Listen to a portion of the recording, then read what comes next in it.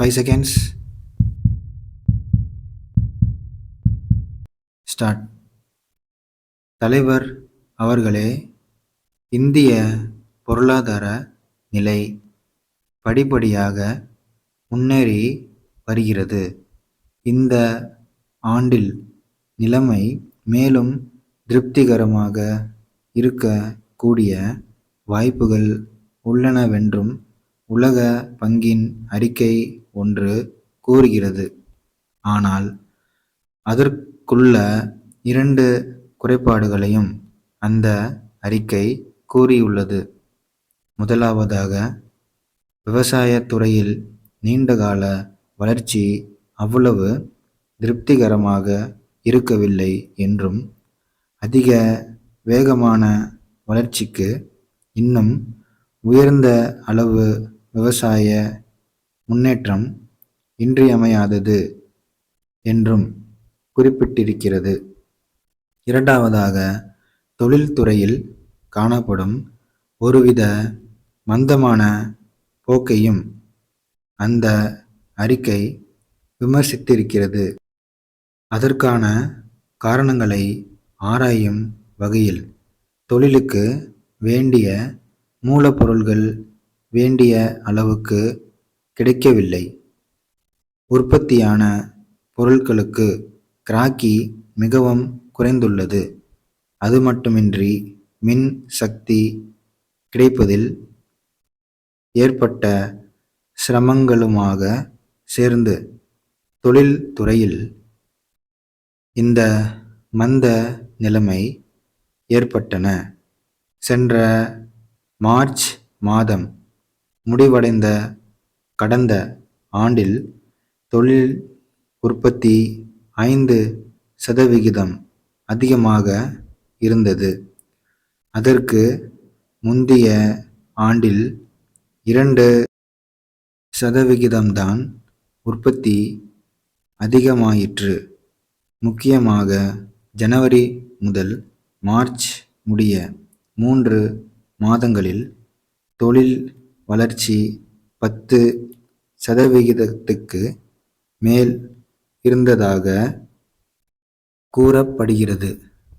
இந்த துறையில் நிர்வாகத்துக்கும் தொழிலாளர்களுக்குமிடையே தகராறு இல்லாமற் போனது இதற்கு காரணம். அரசாங்கம் நல்ல நோக்கத்துடன் அணுகி சாத்தியமான நடைமுறைகளை கையாண்டு வருவதும்தான் இந்த முன்னேற்றத்திற்கு காரணம் என்று சொல்லலாம். இந்த ஆண்டு ஆரம்பத்தில் காணப்பட்ட உற்பத்தி வேகமானது குறிப்பிட்ட தொழிற்சாலைகளில் சக்தியை பெருமளவிற்கு பயன்படுத்தியதாலும், மூலப்பொருட்களின் பற்றாக்குறை மறைந்ததாலும்தான் ஏற்பட்டது என்பதில் ஐயமில்லை. உற்பத்தி வளர்ச்சியின் வேகம் அதிகரித்தால்தான் தேசிய வருமானமும் வேலைவாய்ப்புகளும் அதிகரிக்கும்.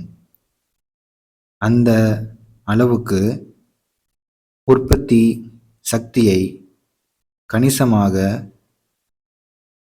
அதிகரிப்பதாலோ அல்லது புதிதாக உற்பத்தி சக்தியை ஏற்படுத்துவதாலோ தான் உற்பத்தியில் வளர்ச்சி சாத்தியமாகும். இந்த விஷயத்தில் அரசாங்கம் தாராளமான கொள்கையுடன் செயல்பட்டு வருவது அனைவரும் வரவேற்கத்தக்கது. புதிய திட்டங்களை ஆரம்பிக்க தாராளமான கொள்கையுடன் செயல்பட்டு வரினும், பொதுவாக எதிர்பார்க்கும் பலன் இன்னும் கிட்ட ஆரம்பிக்கவில்லை. சென்னை தேனாம்பேட்டை சமூக நல துறை இயக்குனரிடமிருந்து தமிழ்நாடு அரசு சமூக நல துறை செயலாளர் அவர்களுக்கு ஐயா, சென்ற மாதம் 10ஆம் நாளிட்ட அரசு கடிதத்தில் ஊராட்சி ஒன்றியத்தின் நேரடி பார்வையில் இயங்கி வரும் குழந்தைகள் காப்பகத்தில் பணிபுரியும் முக்கிய சேவிகா மற்றும் அங்குள்ள உதவியாளர்களை மாற்றுவதற்குரிய அதிகாரத்தை அந்த ஆணையருக்கு வழங்குவது பற்றி இந்த அலுவலக கருத்தை தெரிவிக்கும்படி கோரப்பட்டுள்ளது.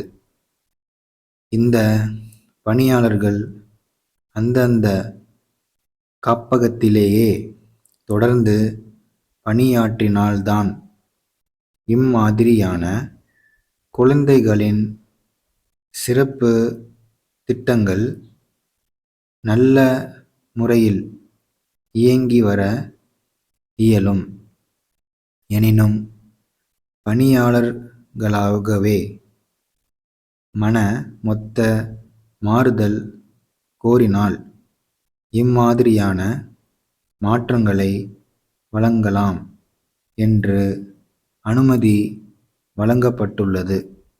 இவ்வாறு மாற்றங்களை அனுமதிக்க மாவட்ட முழுமைக்குமான அதிகாரம் மாவட்ட அலுவலருக்கு மட்டுமே வழங்கப்படுவது கிடையாது. ஸ்டாப்.